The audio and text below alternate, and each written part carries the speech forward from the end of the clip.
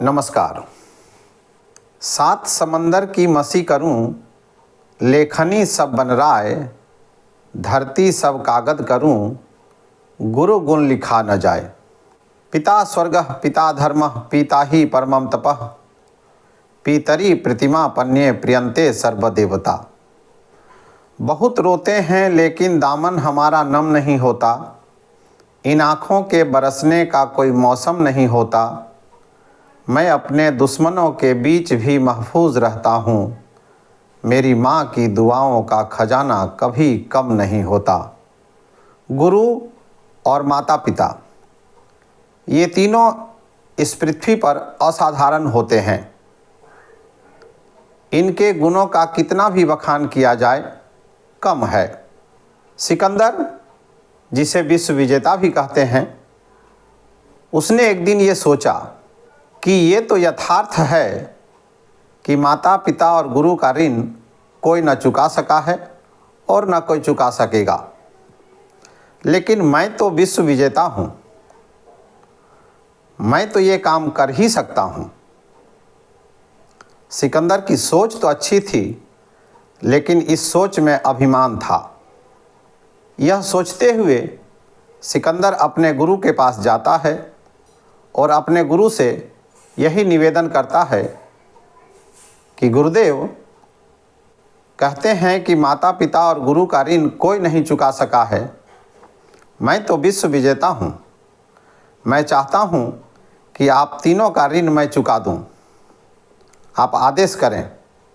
सिकंदर के गुरु अरस्तु ने कहा, सिकंदर, तुम्हारी सोच तो अच्छी है, पर मेरे ऋण से यदि तुम मुक्त होना चाहते हो तो तू अपने पिता के पास जा। तुम्हारे पिता यदि तुम्हें ऋण से मुक्त कर देते हैं तो मेरे ऋण से तू अपने आप मुक्त हो जाओगे। सिकंदर ने कहा, जैसा आपका आदेश गुरुदेव, और वह अपने पिता के पास जाता है।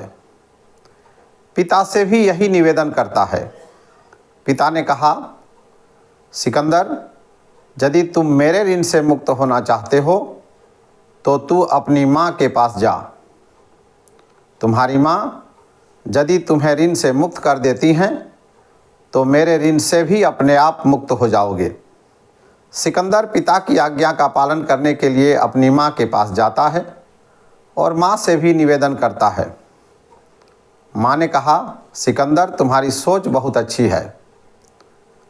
यदि तुम मेरे ऋण से मुक्त होना चाहते हो तो आज रात मेरे साथ तुम्हें सोना पड़ेगा। सिकंदर ने सोचा, माँ के साथ सोने में क्या हर्ज है। उसने कहा, आपकी आज्ञा शिरोधार्य है। तो माँ ने कहा, ठीक है, आज रात तुम मेरे साथ सोओगे। रात्रि भोजन के उपरांत सिकंदर माँ के कमरे में जाता है और दरवाज़ा खटखटाता है।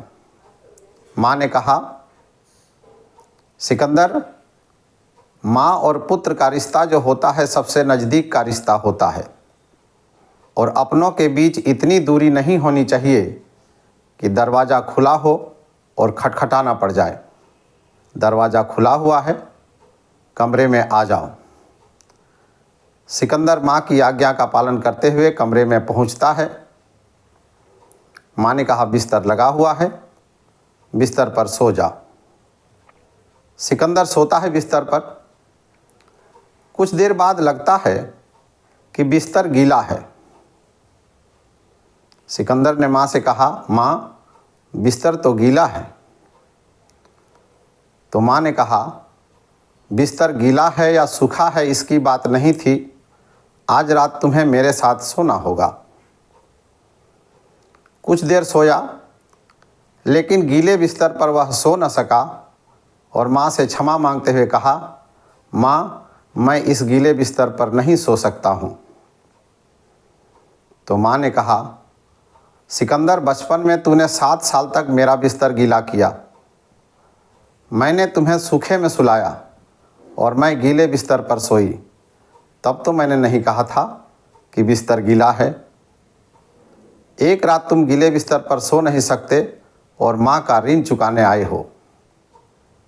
सिकंदर समझ गया, उसका अभिमान चूर हो गया।